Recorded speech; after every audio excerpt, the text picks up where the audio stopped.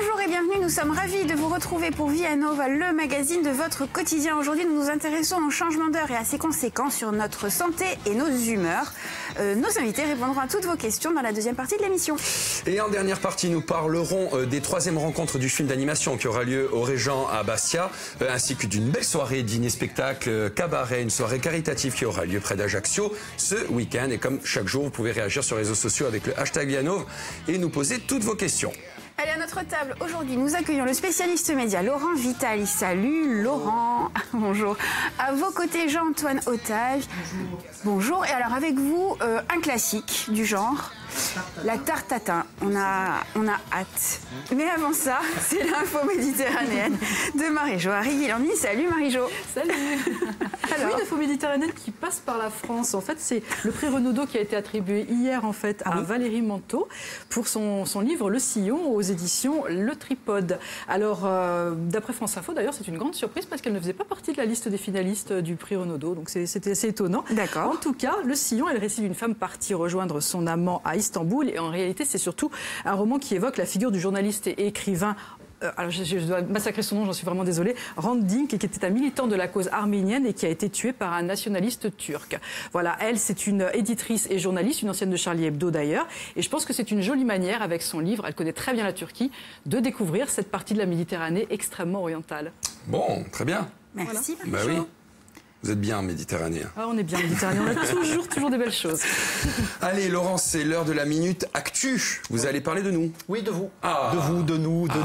Mais d'abord, je vais parler de la journée nationale de lutte contre le harcèlement. C'est aujourd'hui un sujet qui interpelle et qui a suscité un fort intérêt auprès des téléspectateurs, avec notamment le téléfilm Le jour où j'ai brûlé mon cœur, qui a rassemblé 6 200 000 téléspectateurs lundi soir sur TF1, avant le débat animé par Harry Rosenmark. Je vous rappelle, le téléfilm, c'est l'histoire vraie de cet adolescent harcelé par ses camarades de lycée, Jonathan Destin. Il s'est immolé en 2011 et malgré 2 mois de coma artificiel et des brûlures à 72% sur son corps, eh bien, à 16 ans, il a survécu. Aujourd'hui, sa mère d'ailleurs témoigne dans les collèges et lycées, les écoles. Un sujet qui a donc sensibilisé, mais pas que sur TF1.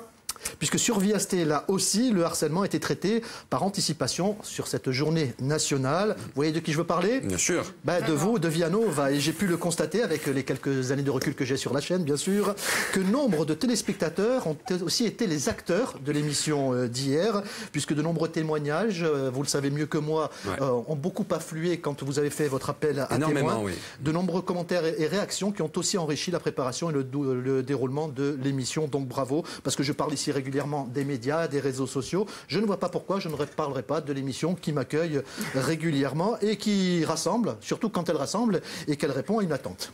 Voilà, donc journée nationale de lutte contre le harcèlement, journaux et magazines vont beaucoup vous en parler aujourd'hui. C'est tant mieux et c'est bien. Juste pour info, on estime qu'un enfant sur 10 est victime du harcèlement. Par contre, petit bémol, je suis quand même content que vous ayez occulté le thème le gilet jaune peut-il se porter sur une robe de soirée même si on est en panne de petit four? C'est un sujet proposé dans un moment d'égarement nocturne par Florian. Ça n'aurait pas aussi bien marché. Non, c'est clair. En ce moment, la nuit, c'est dur. Enfin, bon, bref. Les gilets jaunes, je vous en parlerai sérieusement. Oui. Merci beaucoup, Laurent. Et c'est l'occasion pour nous aussi de remercier tous les internautes qui participent et qui enrichissent nos posts et les émissions. N'hésitez pas. N'hésitez pas. Ça marche bien. Voilà, merci Laurent. Jean-Antoine Otage, à nous. Tarte tatin, classique des classiques, apprécié de tous ou presque. Alors, un classique des classiques, mais avant tout un produit de saison, donc avec des pommes corses, voilà. Donc ou de Basilicata ou de la plaine orientale, on va faire de jaloux. Bon. Non, de Basilicata, c'est bien. Ouais, de Basilicata, c'est bien. En plus, on a parlé de Basilicata. Oui, en plus, il y a. Voilà, on a annoncé le marché de Basilicata. Là aussi, comme ça tout le monde est content. Bon, ça on précise. Donc voilà, disque de pâte donc feuilleté. Je pense qu'on peut passer la recette, les ingrédients, la liste des ingrédients. Voilà, voir. Donc un moule en cuivre pour une cuisson homogène. Donc c'est important. Donc si possible, investissez dans un moule en cuivre. Vous partez pour des années.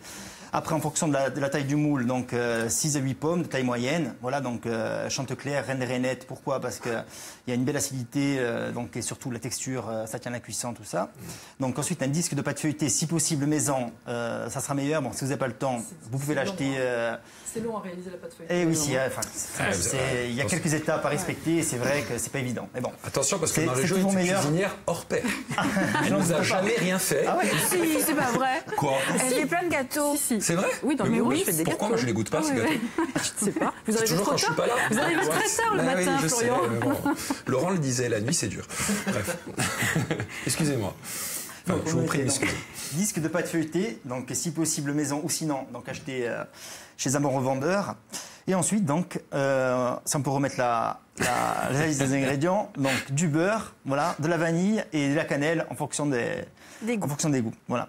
Donc ce qu'on fait, voilà, une fois que donc que votre pâte feuilletée a été achetée ou a été faite, voilà. Ensuite donc ce qu'on fait, c'est qu'on coupe nos pommes, on les évide. On les fait cuire entre 150 et 180 degrés et on les laisse confire. Voilà. Alors évider, c'est bien sûr enlever le tronc au milieu, c'est ça? Enlever le tronc, enlever les pépines, on enlève la peau, voilà. On épluche aussi, vaut mieux. Je m'en vais. Je vais enlever le tronc. C'est un bûcheron. Écoutez, c'est une par jour, hein, en ce moment, c'est le tarif. Voilà, c'est comme ça. On épluche, c'est mieux aussi, voilà. Et on laisse confire. On les met au four, on enfourne pour 1h30, 2 heures, voilà.